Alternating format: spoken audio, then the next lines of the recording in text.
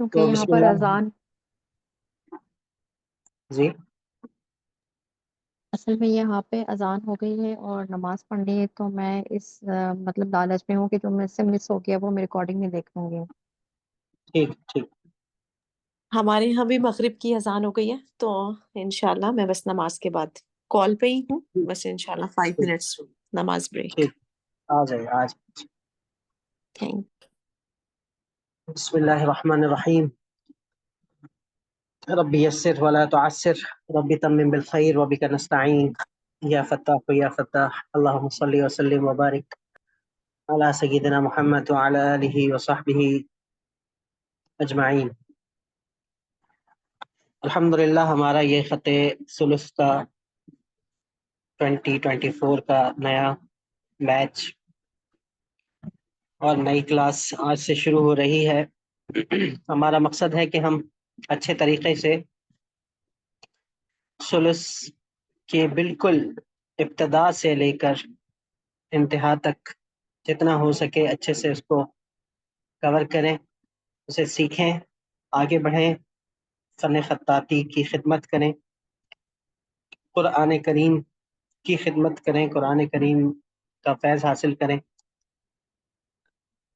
जैसा कि आमतौर पर मैं इब्तदाइये में और तमहीद में और कुछ जो इनिशियल हमारी बातें होती हैं उसमें ये कहा करता हूँ कि जब भी कोई टीचर कोई अपना सब्जेक्ट पढ़ाता है तो अपने फ़न के हवाले से उसकी अहमियत, उसकी फजीलत ज़रूर बयान करता है। तो हम जो चीज़ सीखने जा रहे हैं हमें इस चीज़ का इल्म होना चाहिए कि आया हम क्या कर रहे हैं, क्या सीख रहे हैं।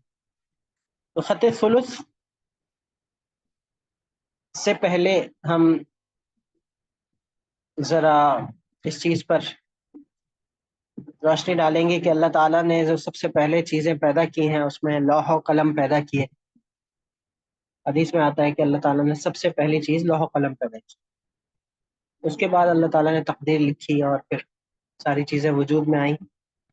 और अगर हम 1400 साल पहले की बात करें तो आप सल्लल्लाहु अलैहि वसल्लम के नुज़ूल के बाद, आप सल्लल्लाहु अलैहि वसल्लम की नबूवत के बाद जो कुरान करीम का नाजिल हुआ, तो कुरान करीम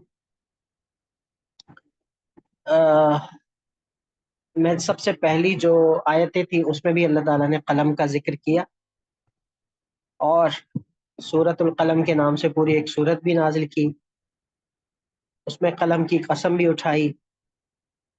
तो ये सारी चीज़ें कलम की अहमियत को बताने के लिए काफ़ी हैं। फिर आप सल्लल्लाहु अलैहि वसल्लम पर जब कुरान करीम नाजिल होना शुरू हुआ तो आप सल्लल्लाहु अलैहि वसल्लम ने सहाबाए किराम की एक जमात को तलब फरमाया और उन्होंने कुरान करीम को लिखना शुरू किया, कागज़ों पर, पत्थरों पर, लकड़ी पर, चमड़े पर, मुख्तलिफ चीज़ों पर, हड्डियों पर। तो यूं कुरान करीम जमा होना शुरू हुआ, कुरान करीम को महफूज किया जाने लगा। तो उस दौर में जो अच्छे लिखने वाले सहाबाए किराम थे उनको कितनी बड़ी फजीलत, कितनी बड़ी सआदत नसीब हुई कि अल्लाह के नबी के हुक्म पर अल्लाह का कलाम वो लिख रहे हैं। तो गोया के उनको उनकी खत्ताती और खुशनवीसी की वजह से ये एक्स्ट्रा एक ओहदा मिल गया जिनको कातिबीन वही कहा जाता है। तो उनकी लिखने की बदौलत उनको ये फजीलत और सआदत नसीब हुई। इब्तदाई दौर में ख़त हीरी के नाम से ये ख़त जाना जाता था जिसमें कुरान करीम की किताबत होती थी। फिर हज़रत अली रज़ी अल्लाह तआला अन्हु के दौर खिलाफत में जब दारुल खिलाफा मदीना मुनव्वरा से कूफा मुंतकिल हुआ तो उस वक्त चूँकि अरबी ज़बान और कुरान करीम की किताबत बहुत ज़्यादा होने लगी थी, जिसकी वजह से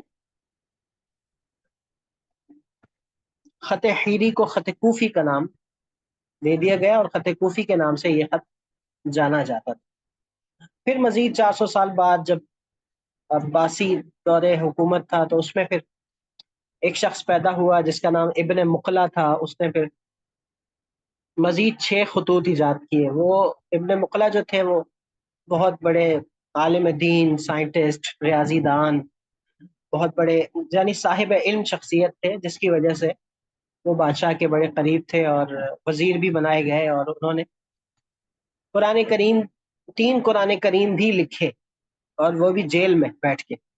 और फिर इसी असना में, इसी हालत में उन्होंने 6 नए स्क्रिप्ट इजाद किए, जो खत कूफी को बुनियाद बनाकर उन्होंने लिखे, जिसमें खत नस्ख, फिर खत सुलुस, फिर खत रेहान, मुहक्कक, रिका और तवाक़ी। ये 6 खतूत थे जिनको इब्ने मुक़ला ने ईजाद किया, थोड़े थोड़े फ़र्क के साथ। अलबत्ता ये कि नस्ख तो बाद में कुरान करीम की किताबत के लिए बहुत ज़्यादा इस्तेमाल होने लगा, और अब तक इस्तेमाल हो रहा है, जबकि सुलुस वो, उसमें कुरान करीम भी लिखे जाते थे। आजकल सुलस बहुत ही ज़्यादा एक आराइशी ख़त है, और इसको ताजुल खतूत कहा जाता है, यानी तमाम खतूत का बादशाह है ये, कि आपको तामीर साजी में, आर्किटेक्चर में, मिंबर और महराब में, हेडिंग्स में ये ख़त बहुत ज़्यादा मिलेगा। और आम तौर पर जो सुर्खियां हैं, बड़ी बड़े काम हैं, बड़ी बड़ी जगहों पर जो ख़त लिखा जाता है, हत्ता के बैतुल्लाह के गिलाफ पर भी, तो आपको यही ख़त सुलुस मिलेगा। और बहुत ही मारूफ है। आम तौर पर एक पढ़ने वाले के लिए मुश्किल ज़रूर होता है, लेकिन उसी मुश्किल को आसान करने के लिए हमारा ये कोर्स शुरू हुआ है, कि हम इसमें आपको बताएं कि आया सुलुस को आसानी से मुश्किल की तरफ कैसे लेके जाया जाए, और उस मुश्किल को आसानी से कैसे पढ़ा जाए। तो यहाँ हम बुनियादी तौर पर सुलुस की 2 किस्में पढ़ेंगे, और वो मैं आपके सामने जिक्र करूंगा। और इस चीज़ का आपको इल्म होना भी बहुत ज़रूरी है कि हम आया वो 2 किस्में किस तौर पर होंगी, और कैसे हम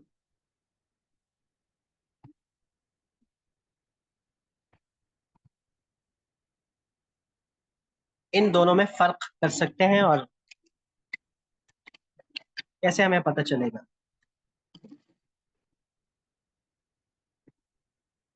तो ये बात समझे कि हम यहाँ पर सुलुस, एक तो आपने इसको इस तरह से पढ़ना है, सुलुस, सुल्स नहीं पढ़ना। आमतौर पर लोग गलत पढ़ते हैं और कहते हैं सुल्स। ये सुल्स नहीं है, सुलुस। और सुलुस किसे कहते हैं भाई? कोई बताएगा सुलुस किसे कहते हैं? अरबी में सुलुस किसे कहा जाता 3 times। है? 3 टाइम्स। 1/3। थर्ड वन, जो सुलुस जो है वो तीसरे को कहा जाता है। चूंकि खते कूफी, जैसा कि मैंने बताया, पहले खते कूफी था, फिर उसके बाद इब्ने मुक़ला ने खते नस्ख इजाद किया, फिर उसके बाद तीसरा नंबर सुलुस का था, तो इसी वजह से भी इसको सुलुस कहा जाता है।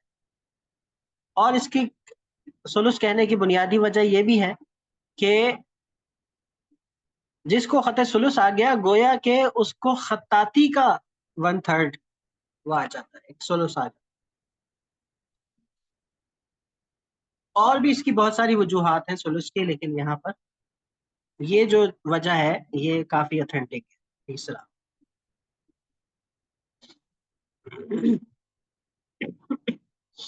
अब सर क्या है, सुलुस की इसकी भी हम, कोई वजह है कि इसमें लंबा लंबा करके लिखते हैं, 3 times बड़ा बड़ा करके, तो शायद इसलिए मैंने कही। इसमें जैसा कि मैंने कहा और भी बहुत सारी वजूहात हैं, जिसमें एक वजह ये भी आती है कि हम इसको आम तौर पर जो भी इसमें लेटर होगा, जैसे अलिफ लिखेंगे तो अलिफ 3 जगह पर 3 हिस्से होंगे। बा अगर होगा तो उसके 3 हिस्से होंगे। ता अगर होगा तो उसके 3 हिस्से होंगे। तो इस तरह 3 हिस्सों पर ये मुश्तमिल होता है, तो इस वजह से भी इसको सुलुस कहा जाता है कि हर हर स्ट्रोक के और हर हर लेटर के 3-3 हिस्से बनते हैं। इस तौर पे इस पे इसको सुलुस कहा जाता है। हम जो सुलुस पढ़ेंगे, पहले हम पढ़ेंगे सुलुस खफी, और फिर हम पढ़ेंगे इंशाअल्लाह सुलुस जली। सुलुस खफी, खफी आपको पता है कि जिस तरह एक तजवीदी एक टर्म है, एक इस्तिलाह है कि खफी किसको कहते हैं? छुपा हुआ। छुपा हुआ, शीदा छुपा हुआ। पोशीदा, छुपा हुआ, और जली, जाहिर। जाहिर। जाहिर, वाज़ेह, प्रोमिनेंट। खफी हल्के और छोटे को भी कहते हैं, और जली मोटे को भी कहते हैं, वाज़ेह को।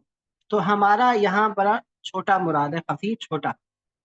हम खत सुलुस को खत सुलुस खफी भी कहेंगे, खत सुलुस आदी भी कहेंगे, क्योंकि एक इस तरह यके बाद दीगरे आदतन, जिस तरह आदत चलती है, चलती रहती है, तो ये भी चलता रहता है, एक के बाद दूसरा। इसके साथ ये टच है, इसके साथ ये टच है, फिर ये दाल है, फिर इसके साथ ये रॉ टच है, इसके साथ ये रॉ टच है, फिर इसके साथ ये रॉ टच है, फिर इसके साथ सीन है, फिर शीन है। तो इस तरह से एक दूसरे के साथ इसका कनेक्शन है, तो कनेक्शन की वजह से इसको फिर आदि कहा जाता है। सुलुस मुसलसल भी कहते हैं, क्योंकि इसमें तसलसल पाया जाता है कि ये के बाद दीगरे एक दूसरे के साथ टच। जली की एक ही किस्म है, जली। हम जब सुलुस लिखेंगे तो सुलुस आदी और खफी में मैं आपको एक वाज़ेह फर्क बता दूं कि जिस तरह हम आगे जाके पढ़ेंगे कि जैसे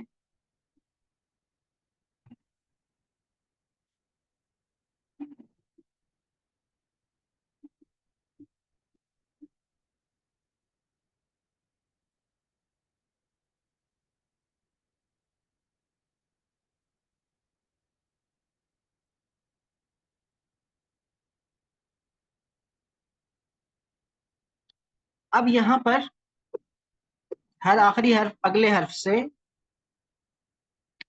जुड़ा हुआ है और करीब करीब, और हर लफ्ज अलग अलग पढ़ने में आ रहा है। अलिफ के अलावा, कि अलिफ जो होता है खत सुलुस खफी में अपनी जगह बनाता है, लफ्जों के ऊपर भी आ सकता है, लेकिन सुलुस खफी में हम लफ्जों को एक दूसरे से क्रॉस नहीं करते। जैसे कि आमतौर पर अगर हम सुलुस जली लिखें तो जली में ये होता है कि जैसे कि ये कर दिया, फिर इसके ऊपर ये आया, फिर ये आया, फिर ये आया,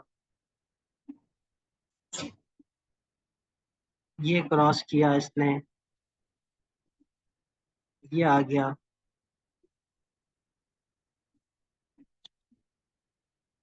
इस तरह से। तो ये एक दूसरे को क्रॉस किया ना इसने।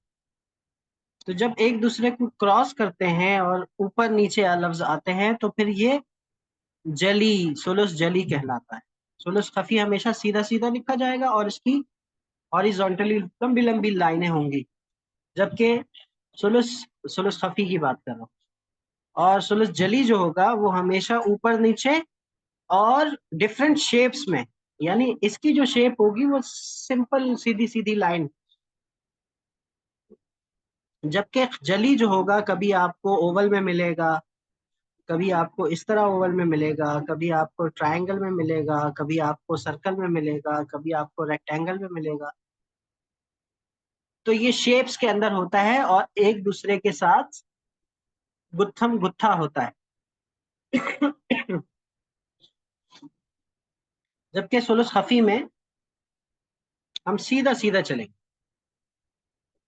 तो यहाँ पर जो आपको सबसे पहले मुफरदात सिखाए जाएंगे और इंडिविजुअल लेटर्स जो सिखाए जाएंगे, वो भी दरअसल सुलुस खफी की ही तरकीब है, उसी की कॉम्पोजिशन।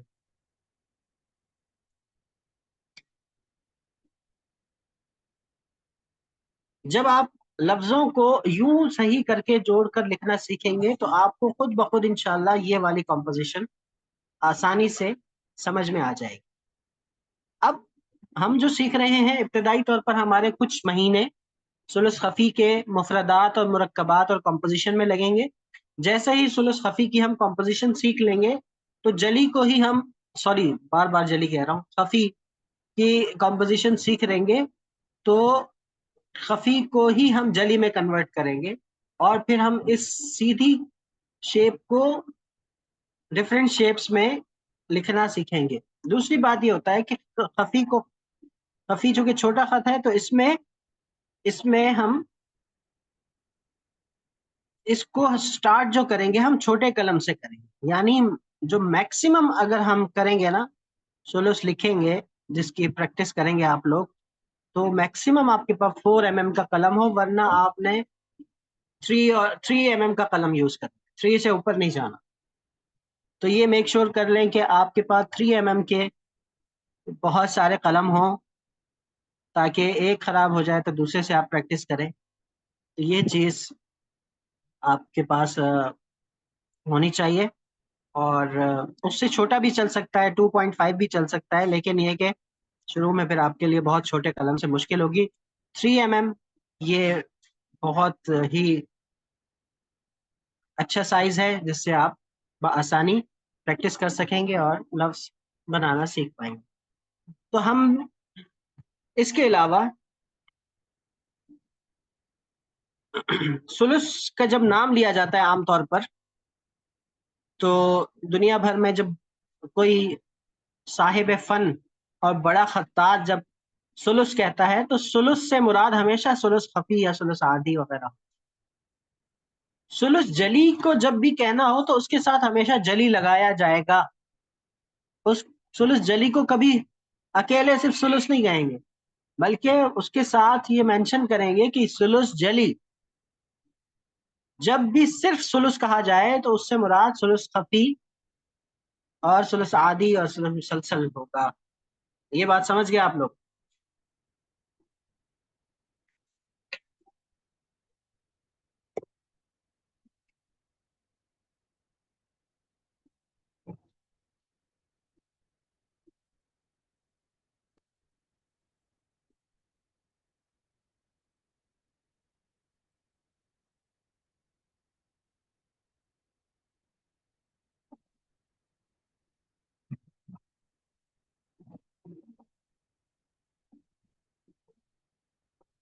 ये जो मैंने आपको बताया, इसमें किसी का कोई सवाल है?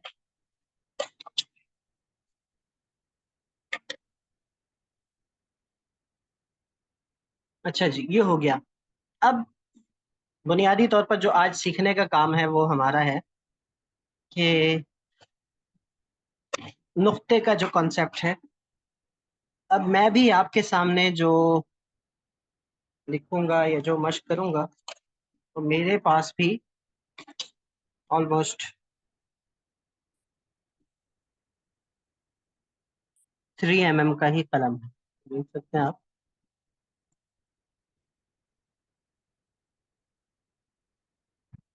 ये 3 mm का ही कलम। और सुलुस को मजीद आसानी से समझने के लिए पहले हम नुक्ते पे बात करेंगे।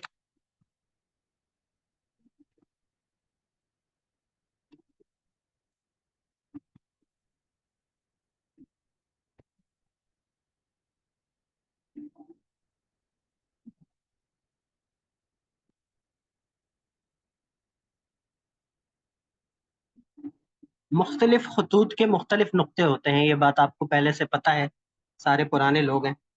हर खत का अलग नुक्ता होता है। हम सुलुस पे बात कर रहे हैं, तो सुलुस का जो नुक्ता होता है वो एक स्क्वायर से 2 हेयर लाइन बड़ा होता है, इतना। यानी स्क्वायर बना के एक हेयर लाइन बीच में, एक खत और फिर एक खत और 2 खत। ये जो मैंने लगाया ना कलम को यूं, तो ऊपर से नीचे तक ये जो हिस्सा है, यहाँ से यहाँ तक, इसको क्या कहते हैं? खत। तो एक स्क्वायर बना के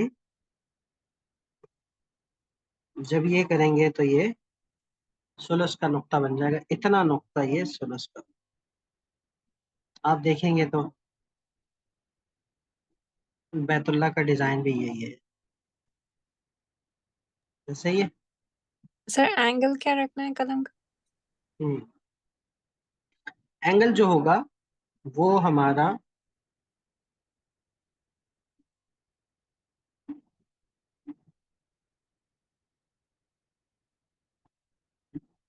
आमतौर पर कहा जाता है कि 45, तो ये 45 हम नहीं रखेंगे, बल्कि 45 से थोड़ा सा इधर होगा, कम होगा, यानी तकरीबन हमारा ये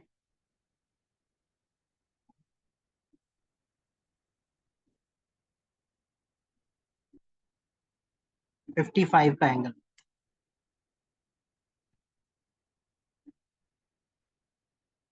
इसकी प्रैक्टिस आपने करनी है कि आपने नुक्ते इस तरह से बनाने हैं। चूंकि ये नुक्ता थोड़ा सा लंबा होता है, इसीलिए इसकी लाइन टेढ़ी जाएगी आपसे।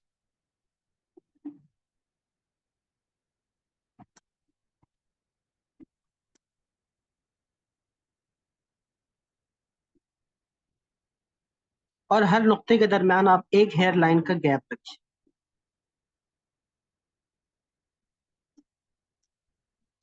इसकी मश्क आप इस तरह भी करें और इसकी मश्क आप इस तरह भी करें, वर्टिकली भी और हॉरिजॉन्टली।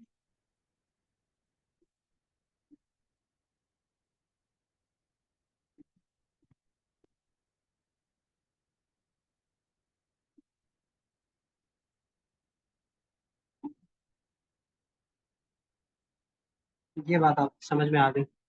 अब नुक्ते छोटे बड़े होंगे तो फिर आपके लेटर्स भी छोटे बड़े हो सकते हैं, लिहाजा नुक्तों पर ज्यादा आपने फोकस करें। अब आ जाते हैं अलिफ की जानिब। तो अलिफ को समझिएगा। अलिफ बुनियादी तौर पर वो कहते हैं जिसका अलिफ सीधा उसका सब सीधा।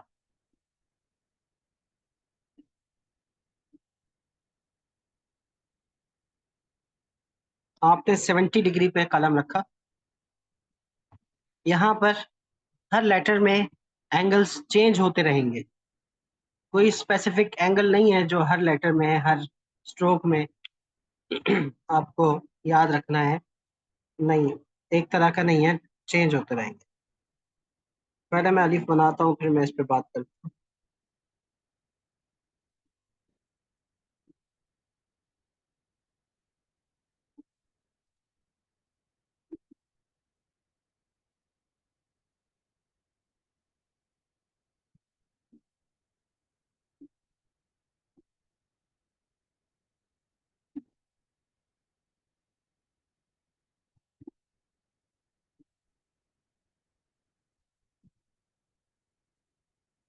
ये अलिफ है हमारा, और ये अलिफ का ताज है।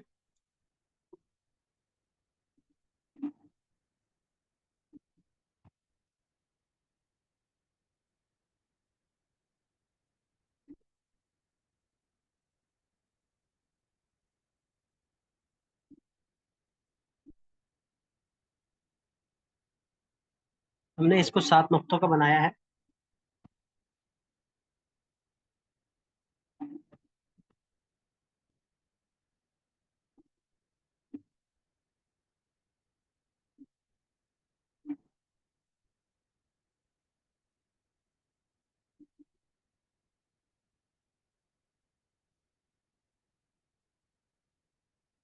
ये 8 नुक्तों का भी होता है, यानी हम इंडिविजुअली जब भी लिखेंगे तो ये 7 या 8 नुक्तों का। तो यहाँ पर ये 8 नुक्तों का, ये 8 का है और ये 7।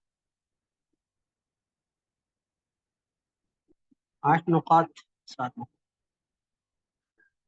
इसमें जैसे कि सुलुस के सुलुस कहने की जो वजह है कहलाने की, तो उसमें यही है कि 3 हिस्से।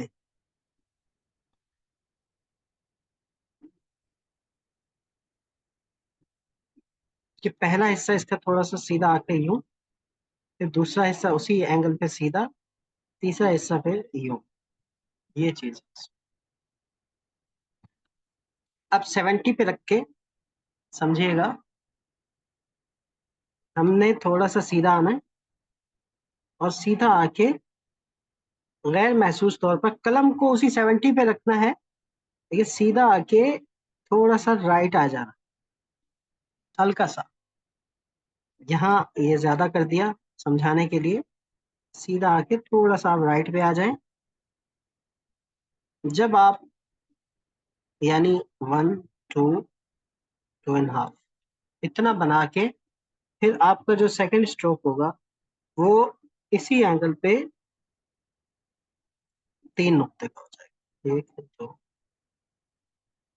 और फिर जो लास्ट हमारा स्ट्रोक है वो आहिस्ता से राइट से फिर लेफ्ट हो जाएगा और थोड़ा सा पतला हो जाएगा। पहले हम यूं ऐसे आए, इधर जाके इधर आए, फिर इसी एंगल पे सीधा आए और फिर ये कर। देखा जाए तो जो सुलस का एक नुक्ता है, उसी नुक्ते की सीध में हमने 2 सीधी लाइनें ड्रॉ की। तो यहाँ पर, यहाँ से स्टार्ट किया और ये करके ये टच होके फिर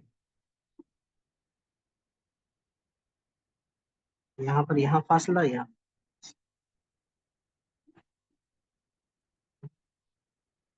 ये अलिफ हो गया। अब ये 3 नुक्ते का और ये फिर 2.5 नुक्ते का, तो 3 2.5 2.5 8 नुक्ते हो गए। 7 करेंगे तो उसमें थोड़ा कम कर देंगे, 2 3 2 इस तरह से कर देंगे।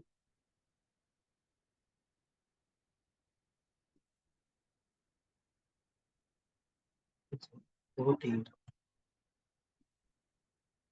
अब इसके ऊपर बनाएंगे हम ताज। ताज के लिए करना ये पड़ता है, मैं थोड़ा सा यहाँ पर बड़ा बड़ा कलम यूज करूंगा ताकि आप लोगों को अच्छे से समझ में आ जाए।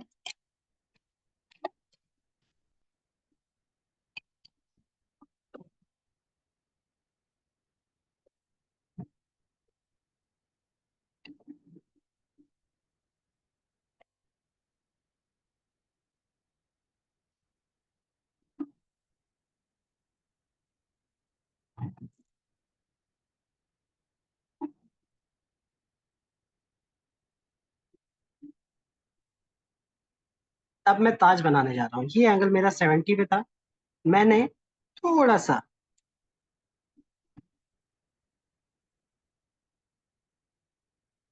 इसके मुकाबले में थोड़ा सा कलम चेंज किया, यानी ये 70 पे था तो मैंने ये थोड़ा सा ऐसे 75 पे कर दिया। ये आ गया 70 पे,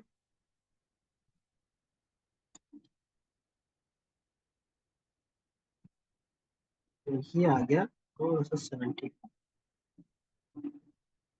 अब ये करके इसको मैं ऐसे ही छोड़ रहा हूँ और दरमियान में एक कत का गैप। कितना गैप? एक कत का।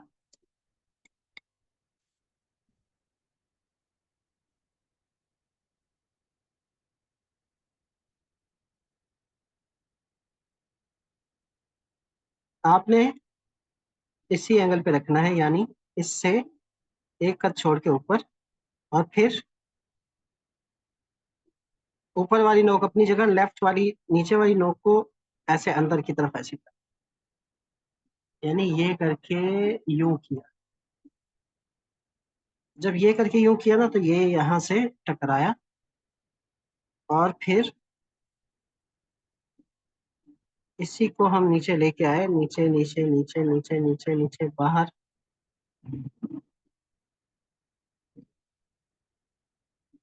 अब हमने क्या किया, हमने 2/3 बाहर रखा और 1/3 अंदर रखा। सुलस, सुलस को सुलस कहने की वजह आ गई ना। एक और, 2 1। फिर देखें,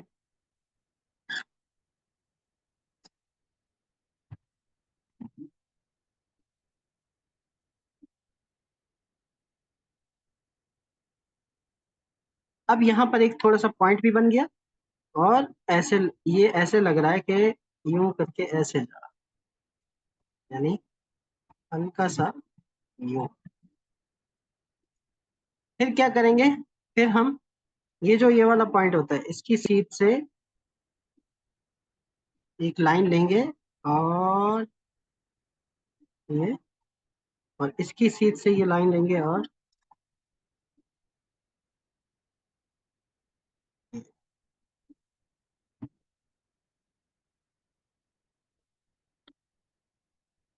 ये जो हमारा हिस्सा बनेगा ना,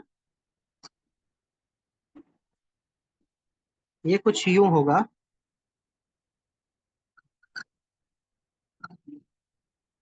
यानी अलिफ हमारा ऐसे आ रहा है, तो ये जब आएगा,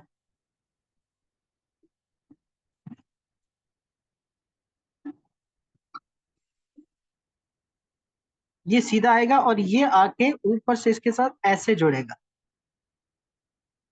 ऐसे। ये सीधा है, तो ये ऐसे जुड़ रहा है।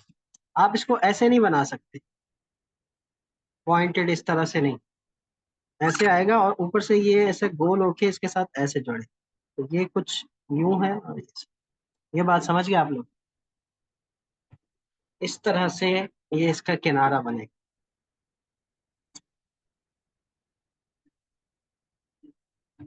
अब ये जो ताज होता है, ये एक और दो, अब देखिए यहाँ आ रहा है, ये यहाँ, तो ये 1.5 नुक्ते से ज्यादा होता है और 2 नुक्तों से कम होता है। 1.5 नुक्तों से ज्यादा और 2 नुक्तों से कम। हम सुलुस जली में क्या करते हैं, ये आपका ताज बिल्कुल रेडी हो गया। इसको ताज भी कहते हैं, और इसको तरवीस भी कहते हैं, तरवीस, तरवीस। आमतौर पर ताज का।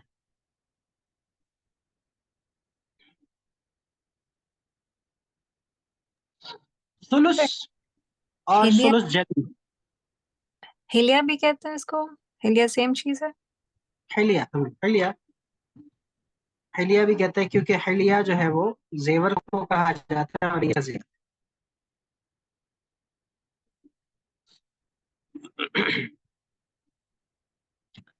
अब जो सुलुस जली है, जो कि हम बाद में करेंगे, तो सुलुस जली में ये बिल्कुल नाप तोल के, बड़ा तराश खराश के इसको बनाया जाता है, कि भाई ऐसे करके और फिर यूं करके।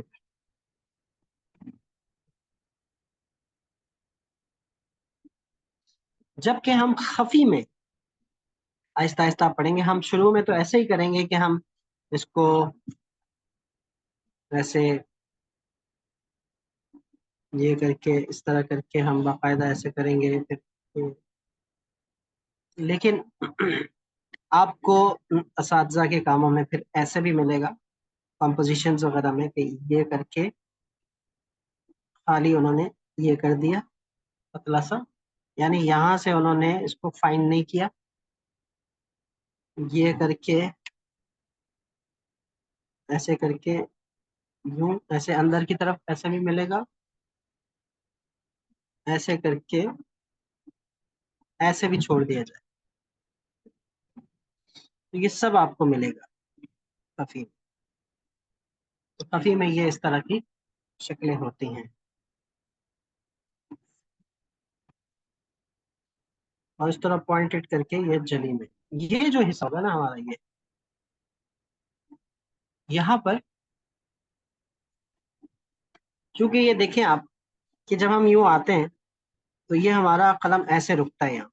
जब रुकता है तो ये जो जॉइंट है ना, ये जो क्रॉसिंग हो रही है जहाँ पे, यहाँ पर ये सीधी लाइन लाइन बनती है, फिर ये लाइन ऐसे जा रही होती है, ये थोड़ी सी यूं जा रही होती है, और फिर ये आधी, यहाँ से ये कुछ यूं होता है, हल्का सा यूं, और फिर यहाँ से बाज लोग इसको ऐसे करके यूं गोल कर देते हैं, गोल कर देते हैं।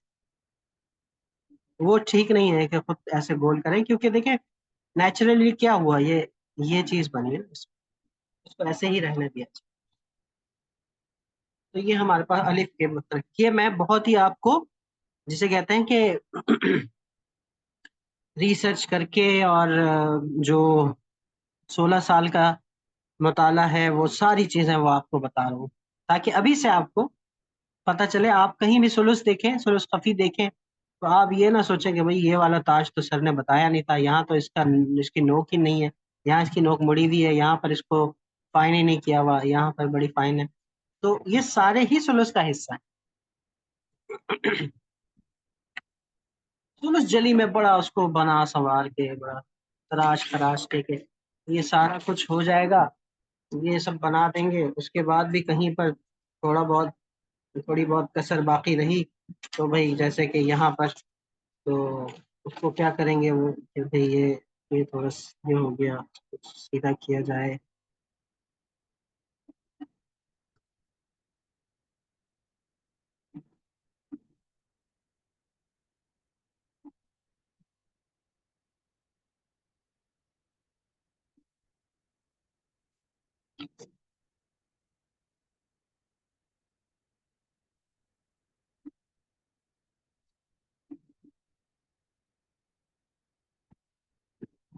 तो ये चीजें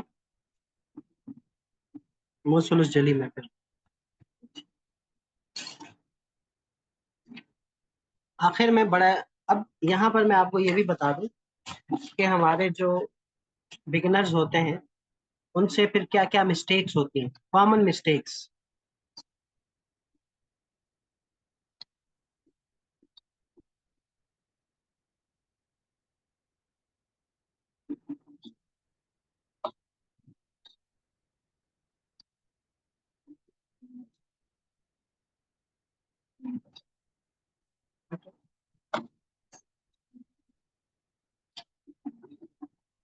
बिगिनर्स क्या करेंगे, यहाँ से कलम रखते हैं, ये मोटा मोटा मोटा सीधा स्टार्टिंग गलत,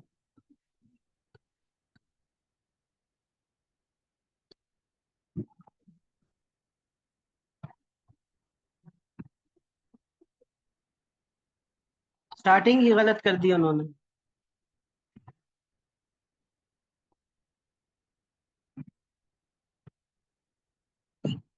ये एंगल से सही नहीं है, फिर चले एंगल सही रखा लेकिन बिल्कुल सीधा ले आए। अगर ये इसको सही लेके आए तो आखिर में इसको पतला करते करते करते बहुत पतला हो गया, तो फिर इसी तरह से या तो छोटा बना देंगे या बहुत यूं कर देंगे, या इधर जाएंगे तो ख्याल आएगा ओ राइट भी जाना था, फिर ये किया और वापस भी जाना था। तो ये सारी चीजें होंगी, ऐसे करके अचानक क्यों कर देंगे। ताज में क्या होगा कि ताज में सही डायरेक्शन पे नहीं रखेंगे, तो ये हो जाएगा। चले सही डायरेक्शन पे रख भी लिया, बहुत ज्यादा इधर आ जाएंगे तो यहाँ पर गैप आ जाएगा, बहुत ज्यादा यूं अक्सर ये होता है कि ऐसे करके यूं ऐसे लंबा ले आए, ऐसे हो जाता है। थोड़ा बाहर भी आना चाहिए, जैसे कि ये 1/3 अंदर 2/3 बाहर, ऐसे बनाना। ये सारी जो है ना वो कॉमन मिस्टेक्स हैं, ये नहीं होनी चाहिए।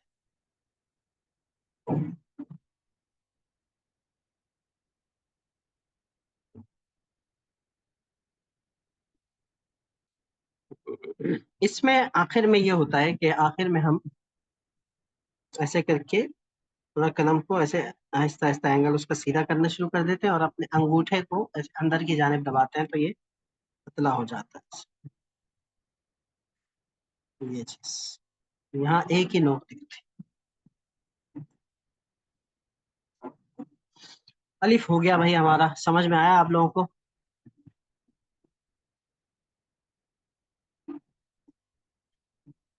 बा की तरफ बढ़ते हैं। सर एक दफा आप अलिफ लिखते हुए एक दफा आखिरी बार थोड़ा सा और एक्सप्लेन करते हैं प्लीज। जी, ऐसे 70 पे रख के थोड़ा सीधा है, फिर थोड़ा सा राइट पे हल्का सा 2.5 नुक्ते के बराबर नीचे आए। अब सीधा सीधा उसी एंगल पे जाना है, जाना है, जाना है, जाना है, जाना है। फिर आप आहिस्ता आहिस्ता कलम को पतला करते करते राइट से लेफ्ट पे आएंगे और कलम को थोड़ा सीधा कर देंगे तो ये बने। अब उसके ऊपर ताज रखना है, एक खत छोड़ के थोड़ा सा एंगल इसका इसके मुकाबले में 70 के मुकाबले में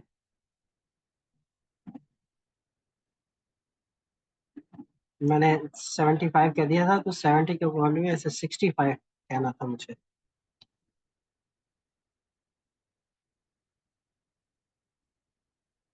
सिक्सटी फाइव। तो ये करके थोड़ा खड़ा करके नीचे वाली नोक अंदर करके 2 हिस्से बाहर, एक हिस्सा अंदर, फिर आगे नोक से इसकी किनारियां बना दी। तो ये आपका अलिफ हो गया। अब ये ऐसे ही महसूस हो कि ये लेफ्ट से राइट गया। अगर सीधी लाइन कायम करेंगे तो ये यहाँ से ऐसे आकर इस तरफ जाएगा, यहाँ फासला होगा। इधर सीधी लाइन कायम करेंगे तो यहाँ पर फासला होगा।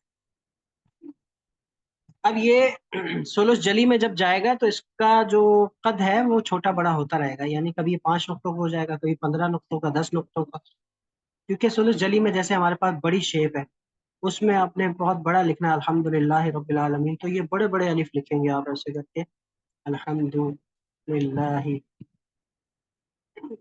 इस तरह से रब्बिल आलमीन। तो बड़े बड़े, तो अब ये वाला छोटा हो गया, ये वाला बहुत लंबा हो गया, ये फिर लंबा हो गया, ये वाला।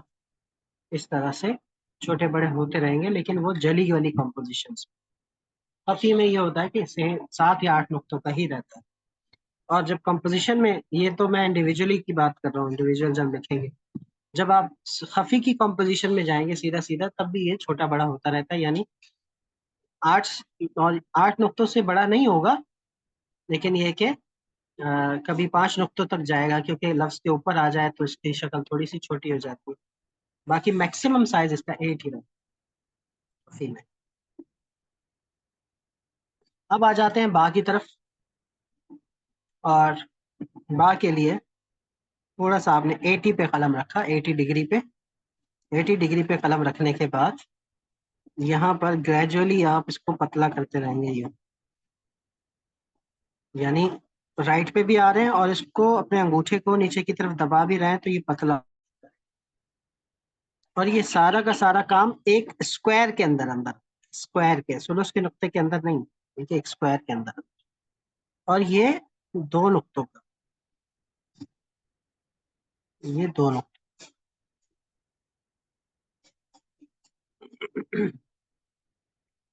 ये पहला स्ट्रोक मैंने बना दिया। अब जरा देखिएगा,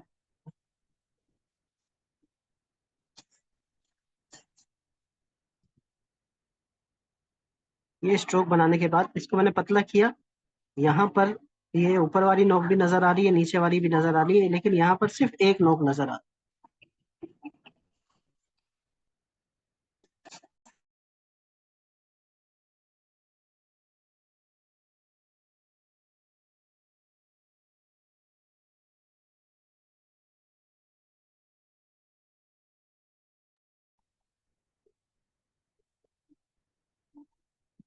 अब ये करने के बाद फिर आपने करना यह है कि ये स्ट्रोक जब बनाया तो उसके बाद आधा कलम इधर और आधा इधर, तिरछा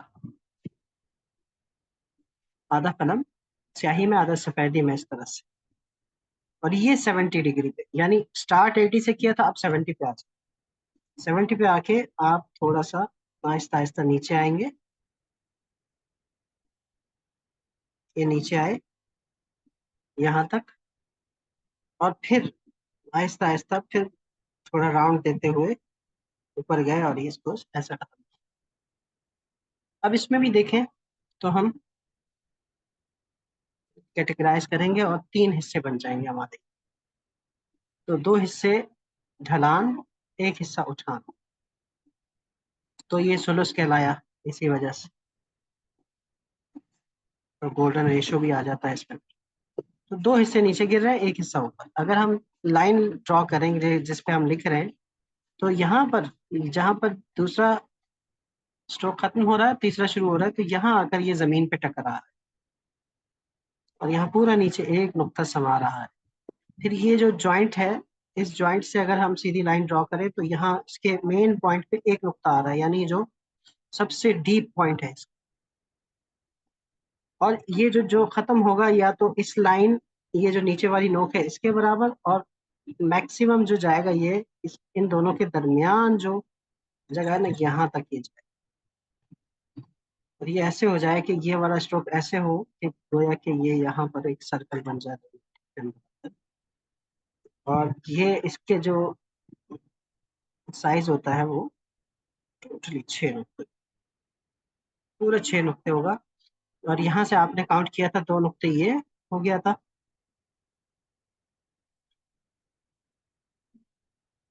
और एक नुक्ता ये, यानी पहले आपने 3 नुक्ते ऐसे ड्रॉ करने हैं, फिर उसके अंदर हम अब 70 पे रख के पूरा कलम 70 पे ही रहा आखिर तक। कलम को इधर उधर नहीं करना। कलम 70 पे है तो खुद ब खुद ये पतला, फिर यहाँ से मोटा, फिर यहाँ से फिर पतला हो।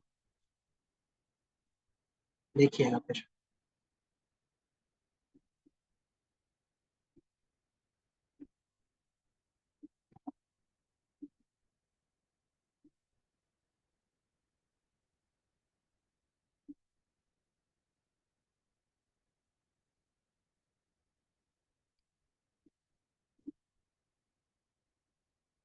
ये चीज।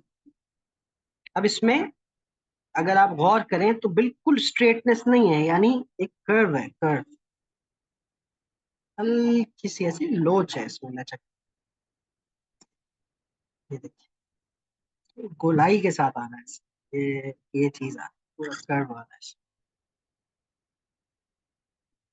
बिगिनर्स क्या करते हैं, बिगिनर्स यही करते हैं कि एक तो ये कर दिया, एंगल सही नहीं रखा, फिर ज्यादा घुमा दिया, फिर या मोटा मोटा ऐसे कर दिया, फिर यहाँ कलम सही नहीं रखा सीधा ले आए, या फिर ऐसे करके बहुत ज्यादा गहरा कर दिया शुरू ही से, या फिर ऐसे करके यहाँ तक लेके आए, फिर याद आया ऊपर भी जाना था, फिर यूं किया। तो ये चीजें ना हो। और फिर ये करते करते करते करते वो या तो सीधा कर देते हैं, या फिर ये करते करते यूं करके खत्म करते हैं कि आखिर में बजाय इसके कि सिंगल नोक दिखाई दे, ये से डबल नोक दिखाई देती है। तो ये सारी मिस्टेक्स हैं, ये नहीं करनी आप।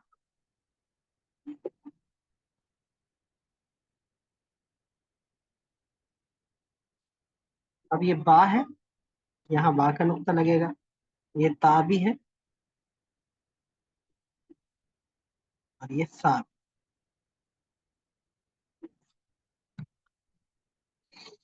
काफी है आज के लिए।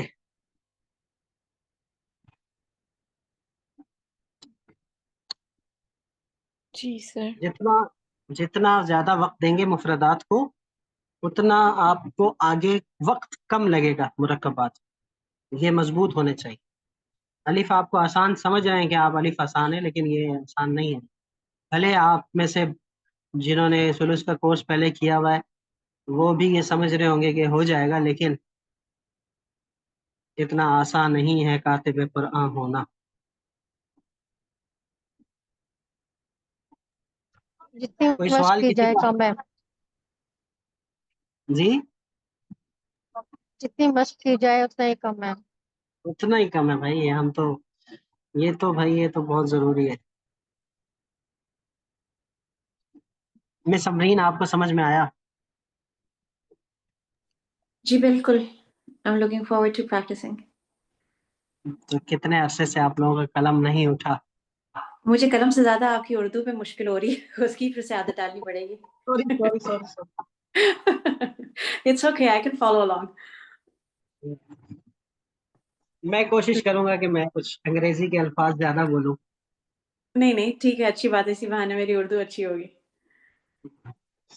देखें हमारे मुंह से तो लफ्ज इंग्लिश भी नहीं निकलता, वो अंग्रेजी निकल जाता है। तो अब ये उर्दू के टीचर का ये नुकसान है। बाकी तो बस देखिए, अच्छी बात है, एक क्लास में दो दो फायदे। ये जो हम अरबी sorry I have a question. जो हम प्रैक्टिस कर रहे हैं अभी, उसको आप करेक्ट करेंगे? Should we send it to you message में? ये इंशाल्लाह आप लोग प्रैक्टिस करते रहें। आप लोग जब नेक्स्ट क्लास से पहले, नेक्स्ट क्लास जैसे थर्सडे को होगी नेक्स्ट, तो 1 घंटा पहले आप लोग अपना नाम लिख के, जैसे इसी पेपर पे जो आपकी प्रैक्टिस होगी, या आप ग्रुप में भी शेयर कर सकते हैं। तो यानी आप प्रैक्टिस के दौरान जो वीक में आप जब भी प्रैक्टिस करेंगे, तो नीचे ठीक है। जैसे कि आपने अपना नाम लिख दिया सुमैया, तो ये इस तरह नाम लिख के प्रैक्टिस, तस्वीर सीधी खींच के आपने ग्रुप में भेजनी है। तो फिर मैं नेक्स्ट क्लास में पहले करेक्शन करूंगा और फिर उसके बाद नया समझाऊंगा। ठीक है, थैंक यू। और दरमियान में अगर किसी ने पूछना हो तो ग्रुप में वॉइस नोट भेज दें, अपना काम भेज दें कि क्या, या फिर मुझे पर्सनली भेज दें तो मैं उसकी करेक्शन। तो ये आपने अलिफ और बा लिखना है और भरपूर प्रैक्टिस करनी है, और दोनों का जो लाइन होती है ना, वो सेम सेम लाइन पे आती है। और कोई सवाल किसी का? मिस सुमेरा, आपने भी मेहनत करनी है, आप बिजी हैं थोड़ी सी, लेकिन ये कि कोशिश कीजिएगा। जी सर, इंशाल्लाह जरूर। बाकी जिन लोगों ने कोर्स शुरू करवाया है, अगर उन्होंने कोई सुस्ती दिखाई तो फिर अच्छी बात नहीं है ये। अमरीन ने कराया सर, सारी जिम्मेदारी अमरीन की है। ये समरीन पे सारा मलबा गिरेगा अभी। हाँ, मैं कोई अपनी नहीं, जिम्मेदारी okay, से मुबर्रा हो रही हूँ क्योंकि इसी ने पीछे पड़ के कराया है। हाँ सही। हाँ, तो बस एक पिछले दूसरे साल को का साथ लेते चले, और ताकि गैप सुमैया की वजह से था, तो अच्छी बात है। ये मैं जो हमारे नए लोग हैं उनको बताता चलूं कि ये मिस सुमैया और मिस अमरीन जो है, ये इन्होंने खत सुलूस सीखने के लिए स्टार्ट किया था आज से कोई 3-4 साल पहले। और उसमें ये किया था इन्होंने कि मैंने इनसे कहा भाई सुलूस तो मुश्किल है, टाइम लगेगा, तो पहले इनको खत रुका सिखाया, फिर दीवानी सिखाया, फिर जली दीवानी सिखाया, तो अब जाकर सुलूस का नंबर आया है। तो और बहुत सारे लोग सिर्फ सुलूस का इंतजार कर रहे थे, तो इसीलिए लिमिटेड आप लोग हैं, तो अच्छी अच्छी मशक करें ताकि इंशाल्लाह हम अच्छे से आगे बढ़ें और सुलूस हकीकी मानों में सीख सकें। ये इंशाल्लाह मैं आपको तस्वीरें भेजता हूँ, और फिर अगली क्लास में आप लोगों से मुलाकात होती है। दुआ में याद रखिएगा, अपना ख्याल रखिएगा। फी अमानिल्लाह। अस्सलामु अलैकुम व रहमतुल्लाहि व बरकातुहू। जज़ाकल्लाह खैर। जज़ाकल्लाह खैर।